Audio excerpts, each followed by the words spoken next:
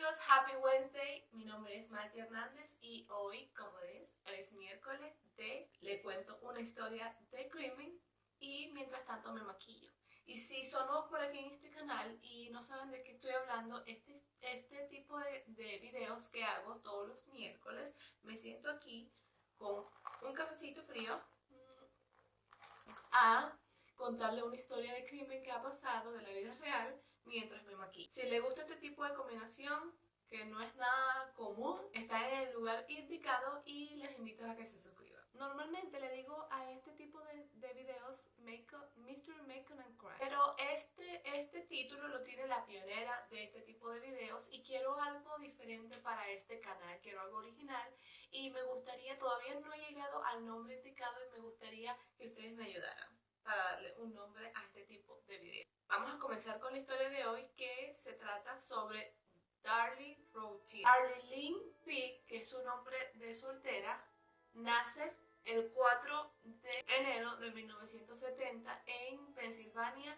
Estados Unidos. Ella nace de la unión del matrimonio entre Larry Peake y Darlene Key. Ella también tenía una hermana que se llamaba Danielle Fugate. Darlene creció teniéndolo todo, su familia estaba bien financieramente y a ella le gustaban las cosas buenas, como todo el mundo, pero de verdad ella siempre tuvo todo lo que quiso. Cuando Darlene estaba en la adolescencia, su madre se divorcia de su padre y se casa con un hombre llamado Robert Key y se muda a Luxburg, Texas, lo cual Darlene terminó viviendo con su padrastro y su madre. La madre de Darlene, que también se llama Darlene, trabajaba en un restaurante donde trabajaba un hombre que era cocinero llamado Doreen Routier. Tenía una pequeña empresa, aparte de ser cocinero, tenía una pequeña empresa que como que testeaban, como que analizaban los electrodomésticos o las cosas electrónicas y le estaba yendo muy bien a pesar de que era una empresa pequeña, pero era parte de hacer cocina, era cocinero, también tenía esa empresa. La pareja se conocieron y pronto formaron una relación. Luego de varios tiempos ellos se casaron. La pareja compró su primera casa en un suburbio llamado Raleigh, en Dallas, Texas, y gastaron algunos miles de dólares tanto comprando la casa como remodelándola. El 14 de junio de 1989 la pareja recibe a su primer hijo, a quien llaman Davon Rush. Esto pasa cuando la pareja apenas iba a cumplir el primer año de casados. En febrero de 1991, exactamente el 19 de febrero, nace su segundo hijo llamado Damon Christian Routier. El primero es Davon y el segundo es Damon. Y el 18 de octubre de 1995 nace su tercer y último hijo y le ponen Drake Routier. Muchos relatos de los que conocían a los Routier decían que ellos vivían mucho más arriba de sus posibilidades, pero ellos no se dieron cuenta de esto hasta luego que pasaron los hechos que voy a contar dentro de un momento. Darlene era una ama de casa que ordenaba, era una familia perfecta, tipo las familias de películas. Ellos, bueno, los vecinos pensaban que era tipo sí, porque hasta Darlene era una ama de casa que ordenaba galletas y la vendía en el vecindario a los niños del vecindario. Incluso ayudaron a un paciente con cáncer a pagar su hipoteca. O sea, era como que la familia perfecta, la familia que ayudaba a todo el mundo. Es más, durante el juicio, los niños, o sea, la gente de los vecinos testificaron a favor de Darlene. La familia de verdad se veía muy feliz, muy unida. Todo lo que le veía a la gente, ella se veía feliz, él se veía feliz, sus hijos siempre se veían felices. La familia es perfecta, pero todo esto cambió cuando su negocio empezó a reportar pérdidas. El negocio de Darlene y Darlene. Darlene es la mujer y Darlene es el esposo. Como le estaba diciendo, su negocio empezó a reportar pérdidas y ellos solicitaron un préstamo, lo cual fue negado por la situación financiera que estaba arrojando la familia en ese momento. Estaban atrasados en su propia hipoteca y debían aproximadamente $10,000 en impuestos y $12,000 en las tarjetas de crédito. Aparte de esto, yo creo que también era por esto mismo la situación económica. Recuerden que Darlie estaba acostumbrada a tenerlo todo y ahora con esta situación económica tenía varios problemas con su marido. Incluso meses antes del acontecimiento, ella hizo una carta, intentó suicidarse, hizo una carta de suicidio porque ella como que estaba en depresión por este tipo de situación financiera que estaba pasando en la familia. Y le escribió una carta a sus hijos que los perdonara, pero que era mejor así y que no se sintieran responsables de su muerte. El 6 de enero de 1996, exactamente a las 2:31 de la mañana, el 911 recibe una llamada de casa de los Routier y era Darlie gritando que por favor vinieran a ayudarla, que un intruso entró a su casa y apuñaló a sus hijos, que por favor que vinieran, ayuden, que su hijo se estaba desangrando, sus hijos se estaban desangrando y que tanto ella como sus hijos fueron atacados por este intruso. Darlie de verdad se veía muy preocupada, muy alterada y no era para menos porque si un intruso se mete en su casa y apuñala a tus hijos y estás viendo que se están desangrando, se están muriendo, obviamente vas a estar muy alterada y ella no paraba de gritar durante toda la llamada que ella hizo al 911. Durante la llamada también se podía escuchar la voz del esposo Darin. Poco tiempo luego de la llamada, un policía llegó a la casa y se encontró con la escena del crimen. Los dos niños tirados, apuñalados, en un mar de rojo. Davon era el que más estaba grave, ya que él tenía 2 puñaladas que le atravesaban los pulmones y Darin, lo que hizo el padre fue como que colocar toallas para como que no se desangrara. Pero cuando la policía llegó, era muy tarde porque Davon ya había perdido la vida, había perdido mucha sangre y ya no tenía signos vitales. En cambio, el otro sí estaba grave, pero aún tenía signos vitales. La policía intentó salvarle la vida, pero lamentablemente también pierde la vida pocos minutos después. Luego llegan los demás policías, los de refuerzo, y empiezan a revisar la casa a ver si había rastro o todavía estaba el intruso dentro de la casa. También se dieron cuenta que Darlie también estaba herida y estaban esperando la ambulancia para llevársela al hospital. Darlie tenía una herida en el cuello, por aquí por el cuello, y estaba muy cerca de la aorta. Pero las heridas no se veían tan graves, eran más que todo superficiales. Ella fue trasladada al hospital y mientras tanto, mientras ella esperaba, ella dio como una serie de... Ella le hicieron una interrogación corta mientras llegaba la ambulancia de lo que había pasado. Ella cuenta en esta interrogación que su esposo estaba arriba con el niño más chiquito y ella estaba en el sofá abajo con los 2 niños más grandes viendo televisión y se quedaron dormidos y luego ella no sintió más nada y él lo que sintió fue luego una persona alrededor de las 2. Ella sintió una persona que estaba parada.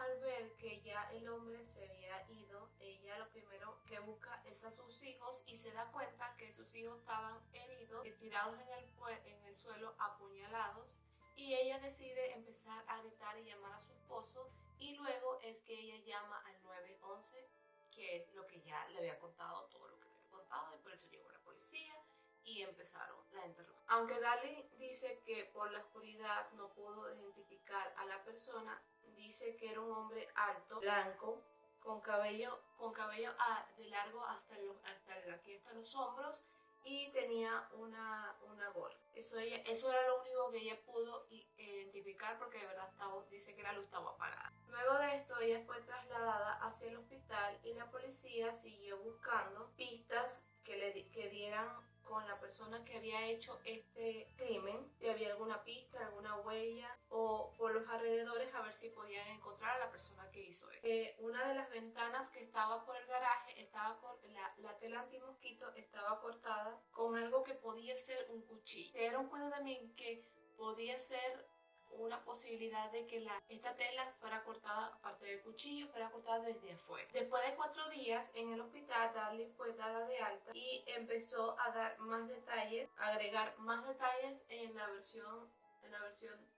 su versión de los como estaba tan oscuro, ella sí intentó seguir al tipo para atraparlo y como estaba tan oscuro no lo pudo, y en ese entonces ella tropezó con una copa de vino y ella como que la recogió y no después, o sea, no pudo seguir corriendo porque ya era muy tarde para alcanzar a la persona que había supuestamente, el intruso que había. Ella dice que cuando ella llega al cuarto de lavado, que es por donde sale el intruso, ella encuentra el cuchillo con que aparentemente fue atacada ella y sus hijos, lleno de sangre, y ella lo agarra, me imagino un momento de adrenalina, desesperación, lo agarra y lo pone en la cocina. Y luego es que va a ver, prende la luz y ve todo la escena de sus hijos. Cabe destacar que la que aparentemente es el arma homicida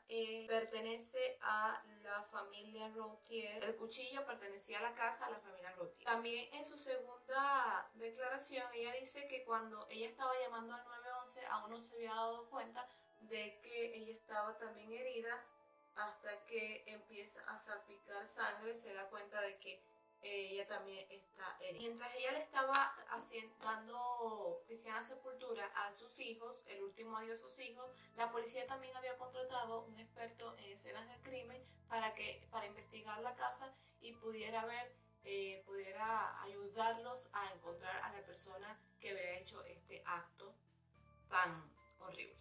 El experto dijo que parecía, o sea, que por sus años de experiencia, él decía que en esa casa nunca hubo un intruso, nunca entró nadie a la fuerza, y tampoco porque no había ningún forcejeo aparte de las ventanas.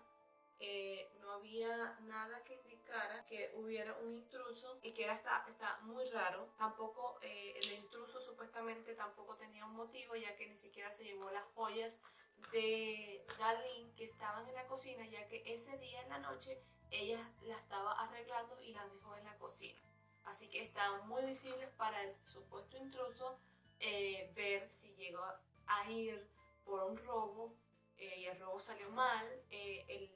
Ahí estaban todas las joyas, por lo menos se tuvo que llevar una, y no, las joyas estaban intactas. Así que el experto dice que el motivo de robo no tenía mucho sentido, y también que los Routier no tenían enemigo que pudiera hacer este tipo de actos. Durante la inspección de la casa y todos los resultados y esas cosas, las pruebas, se descubrió que el cuchillo con que se había cortado la tela antimosquito desde afuera era el mismo cuchillo de arma homicida, pero también le había dicho que también se había demostrado que ese cuchillo estaba dentro de la casa, era de la familia. Esto tampoco tenía sentido. Entonces, como que no tenía sentido que el intruso entrara normalmente a la casa, agarrara el cuchillo de los Routier, saliera de la casa, abriera la tela antimosquito con el cuchillo y entrara por ahí por un lugar muy pequeño. Así que esto no tenía sentido en absoluto. Recordemos que a pasar al garaje había que pasar por el cuarto de lavado. Bueno, como había dicho Darling, que supuestamente el intruso pasó por ese cuarto y ella había encontrado el cuchillo en el suelo lleno de sangre. Bueno, se descubrió que hicieron las pruebas y no encontraron sangre ni rastro de sangre durante. El cuchillo es más complicado la evidencia es más complicada de lo que se cree, porque Darling durante y después de salir del hospital repetía muchas veces que el cuchillo no podía ser tomado en cuenta porque ella ya había agarrado el cuchillo y tenía ADN de ella. Pero no era que una sola vez lo decía, sino muchas veces decía esto como que adelantándose a los hechos que podían culparla a ella.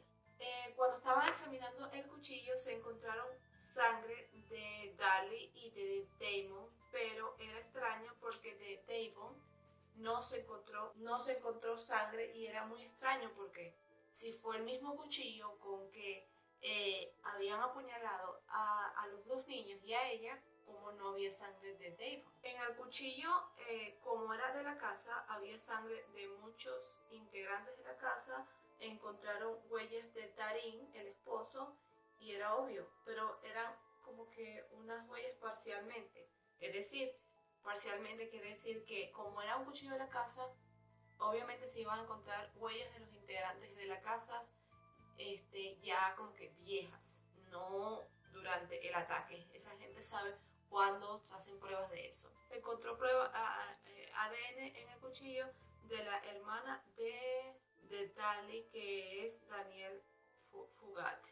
Pero eran parcialmente, ya que se había utilizado antes el cuchillo. Una de las mesas de la sala donde se encontró a los niños, cerca de donde se encontró a los niños, se encontró una huella.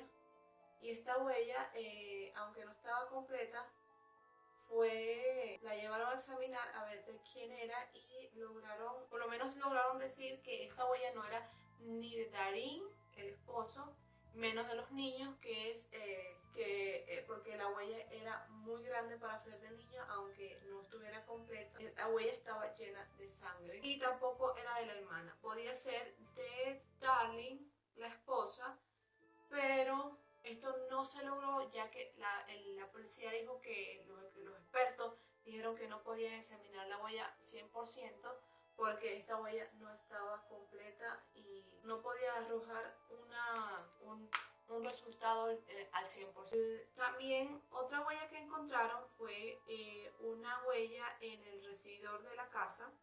Esta huella parecía más de hombre, parecía como por eso investigaron del esposo de Darin, pero descubrieron que no era de él. Parecía, pero no es. Así que también podían decir que podía ser del atacante, que podía medir y lo mismo que el esposo. Se encontraron más evidencias y una de ellas fue un calcetín que se encontró a pocos metros de la casa en un bote de basura de un vecino, y este calcetín estaba lleno de sangre. Darin, el esposo, trato de decir el esposo cada vez porque Darin y Darlie es algo parecido y se puede equivocar. Sí, bueno, yo me equivoco. Darin dijo que este calcetín era de él y que ese día habían hecho lavados y fue lavado, secado en el cuarto de servicio, en el cuarto de lavado, y Darlie, la esposa, la había secado la secadora, lavadora y todas esas cosas. Que no entienden por qué ese calcetín estaba en ese bote de basura. El calcetín lo examinaron y solo tenía la sangre de los niños, pero no de Darlene. Me parece súper extraño porque si el atacante pasó por ahí, por el cuarto de lavado, y sin querer se llevó el calcetín, tenía que tener la sangre de las tres víctimas, que es los niños y Darlie, y solamente se encontraron esas dos. Días después del homicidio, de todo lo que pasa, Darlie sale del hospital y todo eso. En esos días cumplía año el niño, uno de los niños, y le hicieron como un pequeño homenaje en el cementerio y le cantaron feliz cumpleaños con globos, le aplaudieron, y esto a la policía le pareció muy extraño porque Darlie estaba muy feliz cantándole feliz cumpleaños, no se veía afligida para nada, y esto a la policía como que esto no me parece normal de una madre que acaba de perder sus dos hijos. Las evidencias no eran del todo claras, pero la policía estaba sospechando de Darlene. Era como la principal sospechosa, aunque ella no dijera nada. Pudieron agarrar un video cuando ella hace lo del feliz cumpleaños en la tumba de su hija y de la tumba de su hijo, y no se le veía, o sea, a mí se le veía muy feliz. También la policía grabó a Darlene un día que fue 8 veces a la tumba de sus hijos, y esto a la policía le parecía raro, más bien le parecía como un acto de que estaba sintiéndose culpable, pero Darlene se defiende diciendo que los extrañaba demasiado.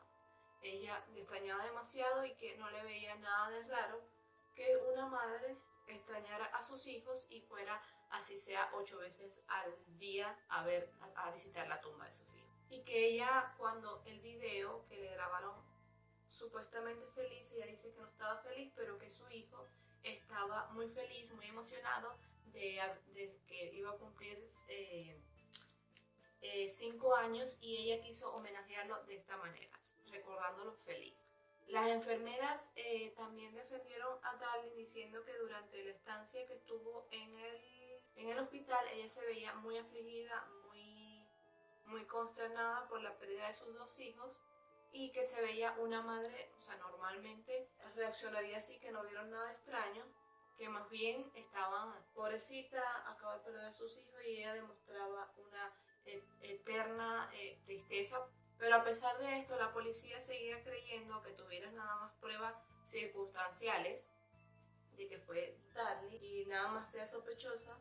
Ellas la arrestaron, la pusieron bajo custodia, le otorgaron cargo de homicidio y fue a juicio. Este juicio fue muy mediático por la calidad que una madre matara a sus hijos y de esta manera. La primera prueba que la parte acusadora demostró en el juicio fue la incógnita de por qué el calcetín, supuestamente el atacante se lo llevó sin querer y los tiró luego en el bote de basura, por qué no tiene la sangre de Darlene, sino solamente lo de los 2 niños. ¿Cómo esto puede ser posible? La parte acusadora también dice que Darlene, o sea, como que una explicación a esto fue que Darlene hizo lo que hizo con sus hijos y luego fue al bote de basura y puso el calcetín ahí para dar la idea de que esto era parte del intruso, y luego entró, se hirió ella misma y llamó a la policía. La parte defensora llamó a un médico forense, y este dijo que fue por el ellos saben, esta gente hace pruebas, y él dijo que la primera persona en ser atacada fue Darlene por el tiempo de las cicatrices o por el tiempo de las heridas, y que si ella hubiese salido con el calcetín, llevado el calcetín a la calle, y el calcetín también tuviera sangre de ella. Así que esto no tenía mucha lógica, y estamos aquí como que en el limbo, porque estas pruebas son algo extrañas, porque ¿cómo pasó esto? Entonces, ¿cómo pasó esto? Igual que el garaje, también tuviera sangre en el garaje de Darlene y no. El médico forense llegó a la conclusión, como les dije anteriormente, que Darlene fue la primera, en recibir las heridas, o la primera en ser herida, la primera en ser atacada, y que los niños, por la magnitud de las heridas y por la magnitud tan profundas que eran, no podían haber durado 9 minutos después del ataque, no, vivo. Entonces la defensa decía algo, aunque no tenía lógica, pero era la lógica que la defensa pudo encontrar, que de verdad estas pruebas están bien confusas. Fue un juicio bien confuso, porque la defensa llegó a la conclusión, dijo, entonces si Darlene fue la primera en ser atacada, después llamar al 911, que duró aproximadamente 4 minutos, y luego 2 minutos después murió su hijo, entonces esto le daría a Darlene aproximadamente 3 minutos antes de la llamada, de salir de la casa, ir al bote de basura, dejar el calcetín, regresar, abrir la tela antimosquito por afuera, y luego regresar a la casa, gritar, llamar a su esposo para que bajara, y luego llamar al 911. Le daría unos minutos muy cortos para hacer todo esto. Otra de las pruebas que tenía la parte acusadora era que como las heridas de Darlie eran superficiales, ella lo que hizo fue autoinfligirse estas heridas. Pero el médico forense descartó esta teoría, ya que él dijo que estas heridas no podían ser autoinfligidas ya por el ángulo de estas heridas. La parte acusadora también mostró como prueba las cartas que tenía Darlie un mes antes de los asesinatos, de que ella se quería quitar la vida, la carta de sus hijos. Y esto fue como que también ellos dijeron que ella hizo el crimen por cosas económicas, por asuntos económicos, ya que Darlie le había puesto unos seguros de vida de sus hijos. Así que así decía la parte acusadora, si los niños morían, ella podía reclamar estos seguros de vida y volver a su estatus de siempre. Cabe resaltar también que cuando Darlie la fueron a llevar al hospital, ella también dijo como que se llevaron mis joyas están completas, no sé qué, o sea, estaba más preocupada por las joyas que por sus hijos. Eso solo lo vi en una sola información. Cafecito. La parte acusadora también dijo que Darlie intentó suicidarse y por eso hizo las cartas, porque tenía una depresión postparto y aparte todos los problemas económicos.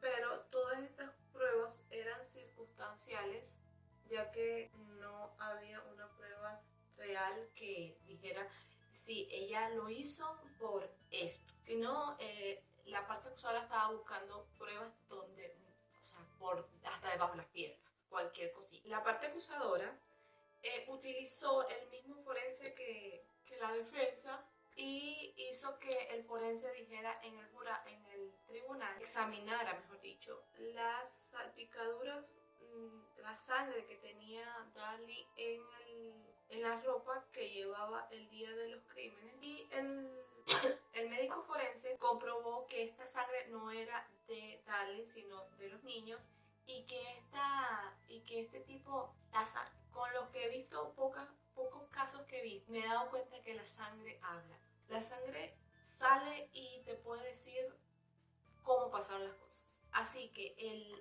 por la forma de la salpicadura que estaba en la ropa de Darlie, y el médico forense dictaminó que estas salpicaduras de sangre eran propias de una persona que estaba apuñalando a otra persona y estaba más arriba de la otra persona, y como que sacar el cuchillo, lo pusiera arriba, alrededor, en el nivel de su cabeza, y lo volvía a introducir. Eso era lo que la salpicadura costaba la salpicadura de esta sangre reflejaba. Y por eso digo que me he dado cuenta que la sangre te dice, la sangre habla, la sangre define lo que pasó, la sangre te ayuda a saber lo que pasó para las personas que están que están especializadas en eso. Y aunque para este entonces ustedes dirán, ajá, pero todas las pruebas se contradicen, porque si la salpicadura de la ropa coincide con que Darlie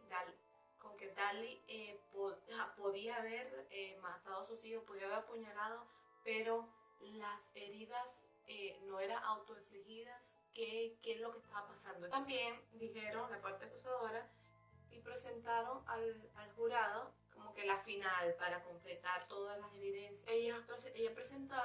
La parte acusadora presentó a Darlie como una madre fría que no se preocupaba por sus hijos y que todo era lo material, y se repitió varias veces en el juicio el video donde Darlie estaba feliz en la tumba de sus hijos cantándole cumpleaños feliz. El 4 de febrero de 1997, después de 6 horas de deliberación, el jurado encontró a Darlie Lynn Routhier culpable del asesinato de su hijo Damon, y fue sentenciada a la pena de muerte.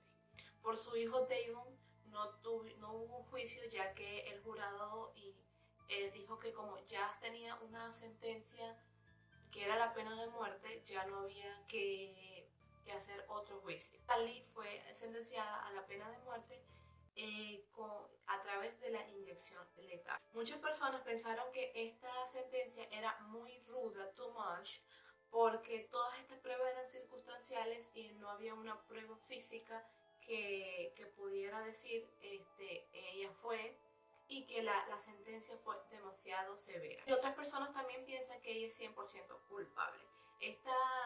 Este caso está muy dividido porque unas piensan que sí, otras piensan que no. Para el 2023, Darlie sigue en espera en el corredor de la muerte por su ejecución. Ella sigue diciendo que ella es inocente